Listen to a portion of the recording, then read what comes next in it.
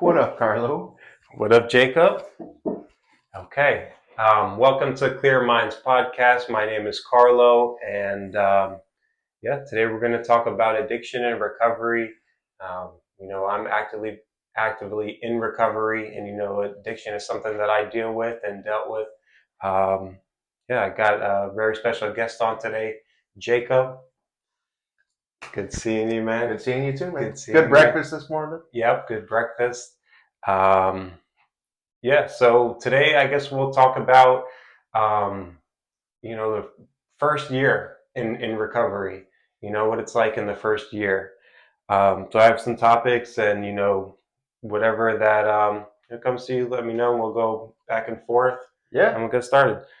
So understanding an addiction, exploring what addiction is and why it happens and how it affects the body and brain. So for you, um, how would you define addiction? I mean, it's just, I know what the clinical definition is, but my definition would be when I put something in my body, I'm done. I'm off to the races. Um, the only things that have successfully stopped me in the past have been jails, psych wards, detoxes. I will say this go around, this is, I'm done. I don't have more go arounds in me. This one, it was just like, I just realized this isn't sustainable, and then I came back to the house, and, you know, addictions, it's something I wouldn't wish on anybody, dude. Like, it's evil, you know? It totally changes me from who I am into someone who I'm not. I make choices that don't make sense. I hurt everyone that I love, and it's not good. It's insane. Yeah, I feel that definitely, and there's really no way to end but jails, institutions, or death. Um, well, triggers and cravings. Discuss personal triggers that may lead to cravings or relapse strategies to handle them. So, like any triggers that come up, and what strategies that you have to handle them. Yeah, so I will say with cravings, I don't really have those anymore. I didn't even really have them when I came back. If anything, I'll be in the gas station buying in Arizona, and I'm like, oh, there's a beer, a beer section, and then I'm like, but I don't even like beer. Like, it's not what I want. Like, More like a fleeting thought. yeah, fleeting thought. Like, Mhm. dude, if I'm gonna drink, I'm gonna fucking drink. Like, I'm not drinking beer. Um, Triggers. That's one that I'm still navigating. Um, I know for me in the past, that used to be like too much social interaction. Used to be like, okay, well, I need to be on something to do this, or um, another one, and I feel bad saying it because, but it's true. I think a lot of people would relate. Dealing with family, like, I love my family. Like, I just got to visit them last week, and it was fucking awesome. I didn't have a single thought, but that used to be really triggering for me. So, but at the same time, it's like, I think recovery kind of gets us to a point of, okay, man, I'm gonna have these feelings regardless. What am I gonna do with these feelings? And don't drink, don't get high, no matter what. That's it. You know, Yeah. and it's been beautiful. I feel really like grateful that I have such a strong community around me. You know, Mhm. I have I have friends, like, not just like people that I get fucked up with. I got friends. People care. You know, I'm not really used to that. Yeah. It's cool, man.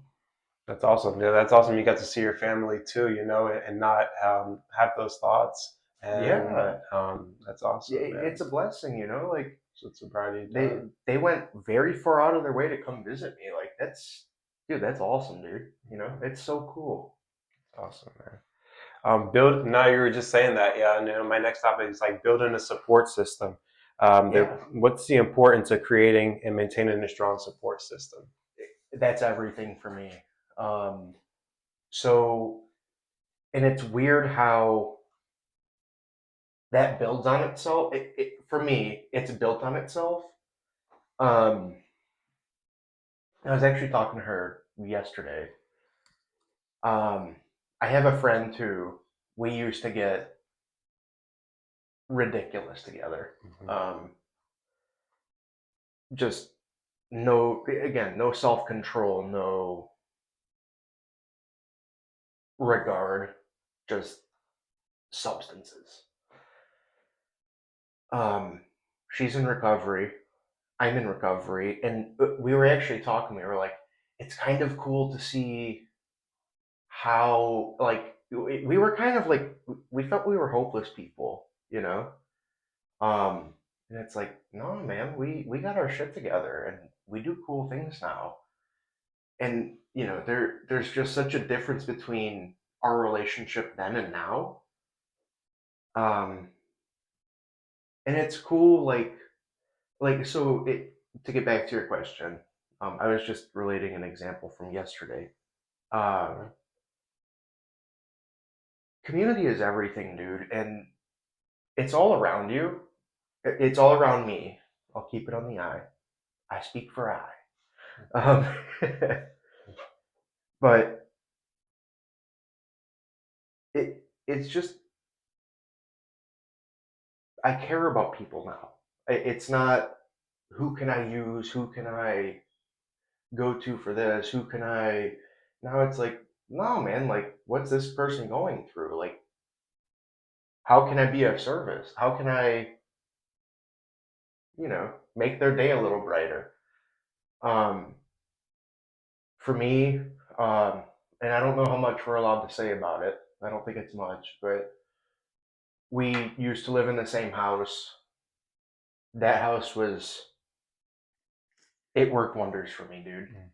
I have so many lifelong friends from not even that much time, you Mm-hmm. know? I didn't know them I didn't grow up with you guys, you know? But I know I can count on all of you, and I hope you feel the same about me, you know? It's, um, it's cool. I've been fortunate enough too that I have coworkers now that they're very they're aware of mental health and all the things that come with it, substance abuse included. And even though they might not be clean and sober, they're not on the level I was. But they go out of their way to be like, "Hey, what's up, man? How you doing? Good morning." You know, it's everything, dude. It's so important to find your tribe. You know, Mm-hmm. like, and it doesn't have to go super deep. You know, it does. I don't have to be best friends with someone to be like to care about them. You know, it's you know, Yeah, and no, the support system is everything. And that house that Jake is talking about, yeah, we met in a halfway house, and yeah, in it or out of it, we're friends. We became friends, and many other people that I met in there, that still to this day friends. And it's really, I didn't understand how important it was either to have a support group that. Um, or even just trusted friends that you can yeah, talk to that are going through the same thing and have an understanding about what we're all what we went through, what we're yeah. going through. And even on that topic, it's like there's been people who I've been apprehensive towards, and we're like like close as can be now. You know, you build relationships with people. Mhm. You know, it's so cool, dude. Like I don't have to isolate anymore. Mhm. I don't have to be alone. Yeah. You know, Awesome, man. Emotional regulation. So, in the first year, discuss how to like handle emotions that arise in early sobriety. Oh boy. You I am know. historically not very good at that. um, I'll say what I can, but just so we're just upfront, I blow up in early sobriety. I don't think I did so this go around. I'm like, I do have bipolar disorder. Mhm. I've managed it really well, and I'm not on medication, which is fucking awesome. Um, because it's not because I don't take it; it's because I don't need it. In the past, I used to. You would say something like, "Hey, Jacob, do you mind washing your dishes?" And I'd be like, "That's just an example. I always wash my fucking dishes." But I would have just been like, "Who the fuck are you to tell me what the fuck to do?" Like I blow up, dude, Mhm. and it's unreasonable. It doesn't make any sense. Um, it just. And then I call my sponsor and I say dumb shit, and I'm like, "Hey man, I'm really worried about what this person at work might think about me, but like they have no confirmation that they ever said anything about it, but I'm just worried." It's super unstable, and that gets better with time. Like Mhm. it's just for me, it was like let go, let God. Mhm. I hate those stupid cliches, but dude, they're so right. All You right. know, like one day at a time. Why don't I take life one day at a time? I can't even retire for 40 some more years. You know, but then you're like, no, it really is one day at a time. And then you kind of build on that, and it's like, oh shit, like now I have a job that pays into a 401k.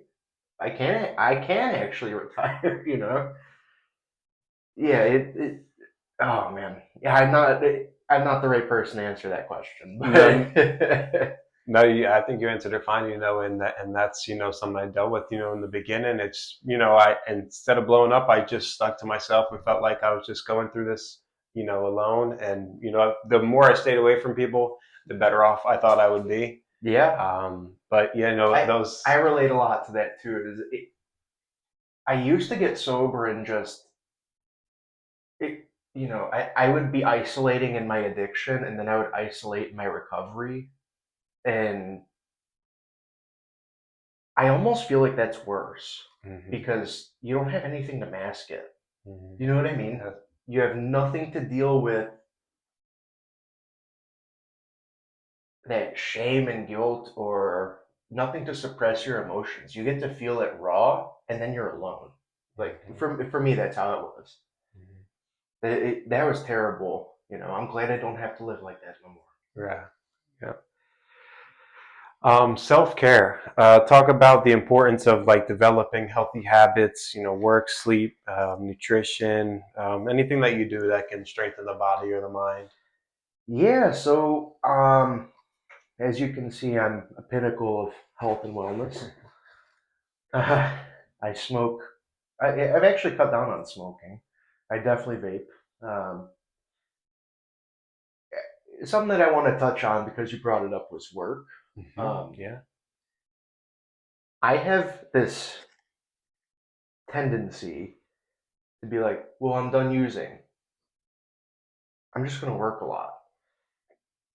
And I'll work till the cows come home. I mean, just 10, 12-hour days, fine with me. You know, I realized about maybe Thanksgiving of last year, November time, that's not healthy. And if you're going to work like that, there needs to be something to show for it, as in a paycheck. Um, February, I realized I'm taking 4 buses to and from work, or 2 buses to and from work for a day. I'm out of the house for 13, 14, 15 hours a day. That's too much, man. You know. And then I got to get meetings in on top of that. And I ended up looking for another job. I took a weld test and I got the job, and that's been huge, dude. Um, I might still work 10 hours a day, but it's 10 hours and a 10-minute walk, not 10 hours and waiting on buses for, you know. I do want to get back into going to the gym. I used to do that when I was 17, 18. I used to go every day. Um, yeah, I did go to the doctor for the urgent care yesterday. They said I got to watch my salt, and I did so this morning. I didn't eat my toast because it was too salty. So, that's kind of a slow process. But for me, the big one is work. Yeah, and that's It, awesome. You were able to make that transition from taking 4 buses a day to cutting that down, cutting that out, and having more time for yourself. Your mental health, and yeah, just more time to do whatever, it, whether it, it's relax or whatever. and like the good part of that too is I like to fit everything into one day, right? Mhm. So I keep in touch with my mom, my sister, a couple of my friends from back in Illinois. Now it's not a crunch. It's not a chore. Now it's like, no, I have the time to do that. Like and it feels more like genuine. Mhm. Yeah, it's that part has been nice. Awesome, man. Now we'll talk about like relapse prevention. What are like strategies to avoid relapse and how to handle setbacks when they occur? Like I know you talked about your family. Like for me, I think about my family. Where I'm at now, and do I want to go back to how things were? I don't know. Maybe you feel the same way, or how do you feel about that? Same vein. I remember where I come from, and addiction for me was, like I said, it was. I've been to jail more times than Mhm. probably everyone on this block combined. Um, they weren't serious charges, but when I did have serious charges, I did have to do some time, and it that's where it leads me, dude. Like for some reason, addiction and criminal behavior is very hand in hand with me. I also remember, or remind myself, I should say, my friends kind of hate me when I'm using. They don't kind of hate me. They want nothing to do with me because I'm not a tolerable person. You know, I don't want to be an intolerable person. I've dealt with intolerable people. You know, I have everything I need right now. Why would I change that? It took some time to get here, and I went through, that kind of what we talked about. But dude, I have peace of mind. You know, I don't have to like spend my days worrying. I don't have to be stressed or anxious or, well, what if so and so finds out about, because I don't live that type of life no more, you know? That's awesome. It's like a big weight off your shoulders, Yeah, yeah, and that that was a good way to put it. that peace of mind is everything. Identity and self worth. Um, like you just mentioned now, like who you are. You were intolerable, but now um, and from what I know, you're definitely not that way. So who are you outside of your addiction? Like what kind of person are you? I care about myself and the people around me. I also have regard for Mm. the world, where it used to be, I used because I thought that's what I deserved. Like, I'm so fortunate that I didn't die of an overdose. I've done it so many times. And I did that shit because that's what I thought that I had coming to me. I was acting like my own judge, jury, and executioner. You know, I don't feel like that no more. Um,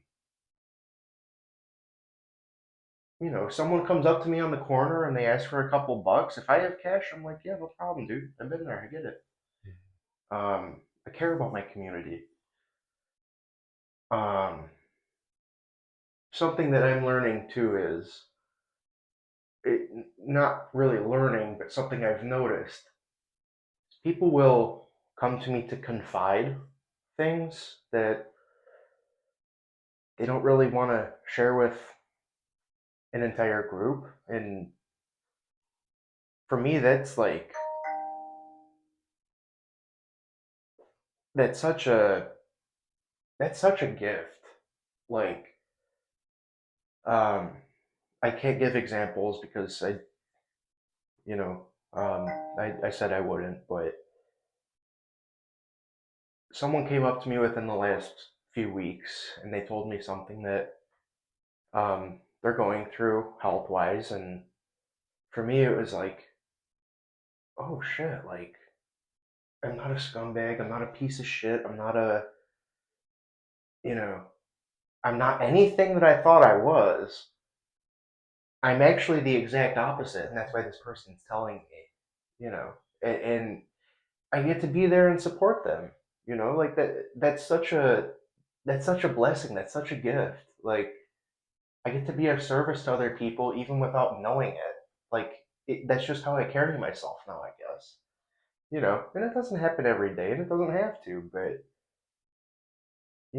it recovery is it's such a 180, right? I was thinking It's the same. such a 180. Mm-hmm. Like we hate ourselves and we do this self-destructive bullshit for.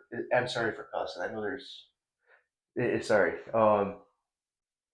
We do this self-destructive stuff because we feel like that's what we deserve. That's what we have coming to us, and you know that's not the case, man. Like we're just self-medicating, really, and we're not even doing it well. Like, what type of medicine lands you in jail? Who does that? I like to look back too on like one of my favorite things would be trains of thought, lines of thinking, because I've thought some pretty insane things, and looking at them now, I'm like, who thinks like that? Who does that? But in the moment, it's like, no, that made sense. You know, You're absolutely right, man. Recovery is like it's a 180 from. total flip, dude. Mhm. You know. Awesome. Now, gratitude. Oh yeah, dude, that's a good one. How important is gratitude or having a mindset of gratitude and positive thinking? Everything, Mm-hmm. everything. Um, I don't look at things like chores or tasks. They're opportunities. The You opportunities. know. Um, well, obviously, I look at cleaning the kitchen or cleaning my bathroom as a chore because that is. But then I think about it and I go into depth and I'm like, but I didn't always have a bathroom to clean. I didn't always have a kitchen to clean. It's an opportunity. So, yeah, so it You turns know, to something like I have to that to I get to. exactly. Exactly. Mm-hmm. That was a good way to put it. Mm-hmm. Dude, gratitude is everything, man. And I think that's why I'm so big on maintaining past health relationships is, and I guess that kind of goes into amends would be, I wasn't always there for people. I didn't always have care or thought for anyone other than myself. Whether that was, I know it wasn't my own doing, but it's true. Now I get to be there for people. My family and friends they know they can call me, and if I don't answer, it's probably because I'm at work, and they know I'll call them back. You know, that's, I'm grateful for that. That's an opportunity. Mm-hmm. You know, it's kind of about, I think recovery is a lot about like reframing the way it's perspective. You know, it, I think that's a good place to leave it off. You Yeah, know, reframing that whole thinking process of like going back to having to do and now getting to do. Being reliable as a person, as a family member or friend. Yeah, gratitude plays such a big role in it's everything, recovery. man. you Mhm. know? Um, this may not be for everybody, but spirituality and purpose. Can you discuss spirituality and finding a sense of purpose that could help ground your recovery? Yeah, so that's actually one that I'm trying to work on. Mhm. Um, I I would describe myself as like a diehard atheist, just like in the sense of when this life is over, I'm done. Like no more. I don't want no more other lives. No more. I'm done. But I've been thinking lately, and it's like I definitely have a lot of like Christian values. Um, I find a lot of spirituality in just like how I connect with the world. You know, Mhm. um, maybe not the healthiest. I find a lot of it in work. I get to do. I get to be a part of some cool shit. Um, my last job, this job too. It's things that are bigger than myself, and I'm grateful to be a part of it. Um, I've been trying to explore other avenues. It's been a little difficult because so I looked into volunteering and um, stuff like that because, like I said, I like to connect with people. That's the new purpose I have. I don't have to be alone no more. Mhm. My schedule doesn't always line up, but when the right thing, it'll happen when the time is right. I'm not rushing it. Yeah, I think that's something that takes time, and you find on your own. For me, I believe that, prayer has definitely done wonders for me. But I definitely know how you feel that sometimes one and done is enough. Yeah, But, yeah, yeah. but And on prayer too. uh, I may not believe in anything, or uh, I don't go to church. I don't worship, but I do pray several times a day. Um, that's actually one of my favorite. Uh, I guess you'd call it a coping mechanism of, you know, I can't. He can't let him. You know. okay. Sometimes I get really pissed off at work because I work in a industry that tends to piss people off. And it's just like, God, please help me. Yeah. Bless them, help me.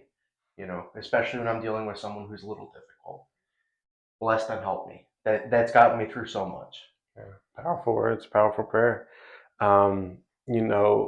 Building healthy relationships.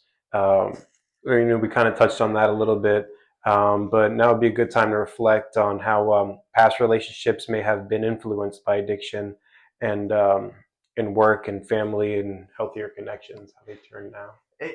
I'm sure you can relate, man. It's kind of cool that it sucks in the moment, but it's kind of cool that when you get sober, you realize who your real friends are. Hmm. They're the ones that still talk to you. Yeah. Sometimes it sucks because they're not always in the moment. They're not the ones who you want to talk to you, but then you just build on it, you know. Although I can't really say that that's been my not this go it, not in recent years. When I was younger, for sure. Um, you know, it's cool, man. It's kind of surreal to know that I have friends that I've gotten. I've literally gone to hospitals with certain of my friends because we got too intoxicated, and like the only way to deal with us was we need to get paramedics or the police. And now we're both just like living our best lives. Like we get along. Like fucking, it's cool, dude. Um, I think a big one that I've put a lot of effort into it would be family because and that's an amendment that I don't know that I can ever truly. I can't exactly walk up to my folks and be like, I was wrong for doing this because they already fucking know that. You know, I have to carry myself different because I want them to know that I live different. You know, it's and I'm in a position to do that. You know, Mhm. not because someone did it for me, but because I made a choice to. I'm done. You Mhm. know, I'm done. Yeah. Yeah, and I think that's important. At least for me, I said it. I'm done or I'm sorry 100 times. But now We've walking the ruined those walk words is, for us. yeah. So like you said, by action and by doing it, doing what we're doing today, and it's a constant, um, constant reminder, that we are, you know, striving to be that better. Yeah. Yeah, definitely, man. Getting goals, setting goals. Talk about setting short-term, long-term goals for your personal and professional life. And like, no, you mentioned, the 401k now and stuff like Yeah. that. So what kind of goals, short and long-term? Um, I don't think about the long term yet. Okay. I don't think I'm ready for it. Hmm. Um, I and I don't want to divulge because I have a history of I tell people my short term goals and then I put it out in the universe. Man plans, God laughs. Hmm. So, but I will say that setting short term goals is so much bigger than setting long term. Um, Small goals lead into big goals. I've I did share about my professional. I just changed jobs and um, I make almost $7 more an hour, That's awesome. and it's 10 minutes from the house. Hmm. Um, you know, yeah, I'll flex about that. Yeah, I'll throw a little ego in there. Um, but that was a small term goal. It was I don't want to make the money I was making doing as much work as I was doing forever, and I stuck with it for 8 months, 9 months, and it turned into something nice. It wasn't a waste of my time. I Hmm. learned a lot there. I put up with a lot of bullshit. And I believe you remember me telling the house in certain or in house meetings that I was like, I'm done with this job. This job sucks. I need a new one. But I stuck with it for how many months after? Yeah. That's what got me to where I am today. Sometimes it's set a goal, but you're gonna put up with some bullshit. You know, I know that's been the case for me. Hmm. But yeah, for me, it's always been short term becomes the long term. Right. It's not, yeah, if I say I'm going to buy a house, like, okay, that's great. Maybe I can come up with the down payment of one if I really put my mind to it. Am I going to be able to sustain that? Hell no. Dude, I live in South Florida. Ain't no way. You know? Ain't no way. That's awesome. You were able to make that transition and reaching those short term, making the short term goals and reaching those short term goals. Yeah, that was, I Hmm. didn't touch on that. But yeah, it's one thing to say I'm going to do X, Y, and Z, but it's also a good practice in being a man of your word, Hmm. you know. And it's I don't know if you ever read the Four Agreements by oh I can't remember his name. It's a book called The Four Agreements. It's an excellent book, dude. It's literally just four principles to base your life off of. But the one that stuck out to me in that book was be a man of your word. Awesome. Yeah, I haven't read it, but I'll definitely check that out. We'll talk about living with vulnerability. Recovery can make you feel exposed, but vulnerability and openness can lead to strength and connection. Um, how do you feel about, like how you were mentioning earlier, not having anything to mask those feelings, to mask with those emotions? Is there a change in like vulnerability or how you feel now? Yes, but no. I'm Hmm. really bad at being vulnerable. That's kind of why I'm doing this. Hmm. It's a practice, and you know, I'm sharing myself with other people. Hmm. I don't like to do that. Um, it, I don't want to get too in depth with it, but there's been enough times in my life where I have been vulnerable when I shouldn't have with the wrong people, and it got shoved in my face. And for me, that's kind of a deterrent to being vulnerable. But at the same time, and something that I've learned through meetings and, oh, excuse me, you know, connecting with other people is if I'm vulnerable with you, chances are you have something that's pretty similar and you're going to share the story with me. And because we are who we are, it's going to turn into it's going to become like a comedy rather than a tragedy. You Mm-hmm. know, like it tends to get kind of funny because we have good senses of humor, Mm-hmm. Um, so I'm careful about it, and that's something I need to work on. But it's a work in progress, Yeah. like everything else. Mm-hmm. I don't have all the answers. I'm not right about everything. I just know what's been working for me and what hasn't. That's something that I do. I do need to work on that though. Vulnerability was definitely hard for me. Always, trying to put on the persona or the ego that I don't care or anything. But something I learned in recovery was be open enough to be hurt. Not saying that you will be, but be open enough to be, and you may be surprised about Yeah, what you find and the good people that come across in your life. and something that I've noticed with that is when I am vulnerable, like I kind of mentioned, someone's like, "Oh shit!" Like that reminds me of when I did X, Y, and Z, and it's like, well, now both of us have something that's similar. It's not the same, and we don't know the other people. So like, Mm-hmm. let's make a fucking comedy out of it. Like it's Mm-hmm. funny, dude. Yeah. You know.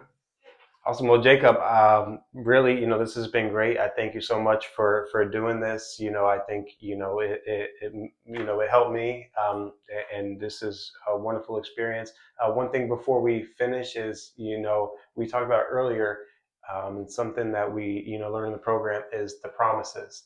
And if you want to just touch on the promises. 1,000%, dude. Mhm. Um, it. You've heard the saying, "Stick around till the miracle happens." And I used to think that was like the dumbest shit of all time because I'm like, what the fucking miracle is gonna come out of not drinking? Like, what? I can go to the liquor store and make a miracle happen. I had no idea. I had no clue.